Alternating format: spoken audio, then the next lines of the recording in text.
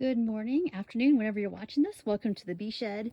And we have a non-bee shed issue here this morning. I just wanted you guys to see one of the reasons I have a bee shed. Now, I get it that this fence is not electrified, it's not hooked up correctly, but I still don't want to risk it. And here's one of the reasons why. So I came out this morning to this fence smushed over. Pretty obvious what could do something this big, this powerful. Just snapped this little fence right in half here. Clearly this bear clearly like leaned over, put its front paws on this and moved this little lid here thing I once had to this raised bed here. And you can also see down here where it was digging, trying to get to this pollen that I had spilled. And I wouldn't say I had spilled, I had in this little feeder, just thinking extra source for the bees just in case. I just wanted to experiment to see if they would go after it. The bees were not interested in the pollen, but clearly bears like it. So I gotta clean all this up obviously today. I'm not sure what I'm gonna do with this, scoop it up. It's kind of hard to do that after it's been rained on, but scoop it up, bury it with some dirt. I don't know if I should spray it with some essential oils or bleach. I gotta look up what I'm gonna do about that. I'm not sure the second, but to try to deter a comeback. And obviously you gotta fix some fence today, so that's what will be happening today. Good news is nothing around the bee shed has been touched, which is why we have bees in the bee shed, because this area, I check for sign every day of like scat or footprints. They're pretty easy to see. But like all these little flower pots haven't been touched. Not that it's not coming around here and sniffing around. It totally is, of course. And it could be why the bees have been a little more aggressive, as it could have put its big nose near this and nothing it could do about it. We do have a camera right there, but we haven't seen a bear on the camera. We check every day. So it doesn't mean that they're just not getting caught on camera, obviously.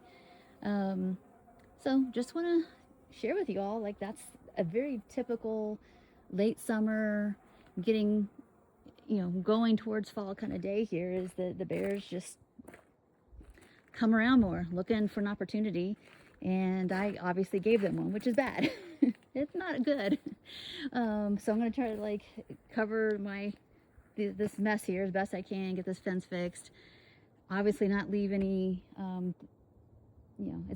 this could be a total rookie mistake on my end to not recognize that bears like pollen. I mean, I can see it. There's some vitamins in that. There's some protein, and they're desperate for that right now.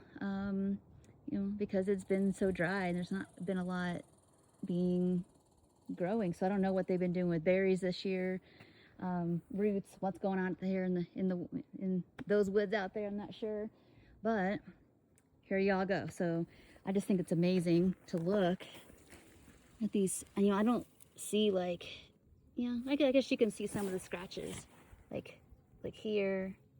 It's kind of hard to see, but they were, whatever that was, it was digging around. I don't really know how big it was. It's hard to tell. Let me see any other tracks or prints anywhere. It was mussing around here.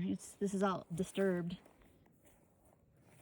So, I see some little bit of print, a little bit right there, but it's kind of, I don't see anything giant, but I could be wrong. I'm not sure. So there you go. You can kind of see right there the size. So it's not as big as my hand.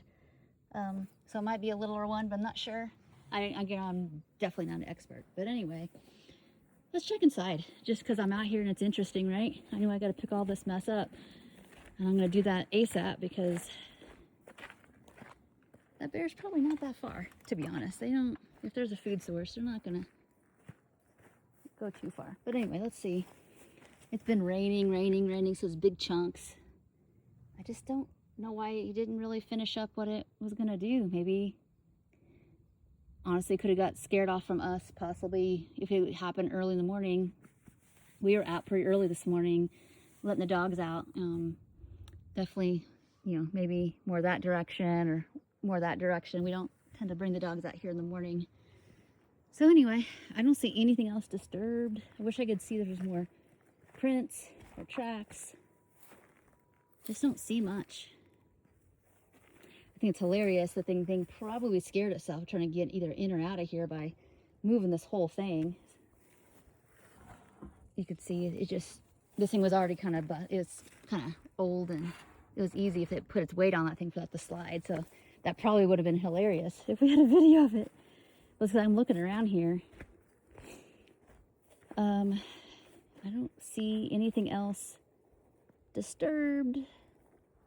I've just got fresh, you know, getting fresh manure or compost and topsoil in here, so nothing's looks messed with.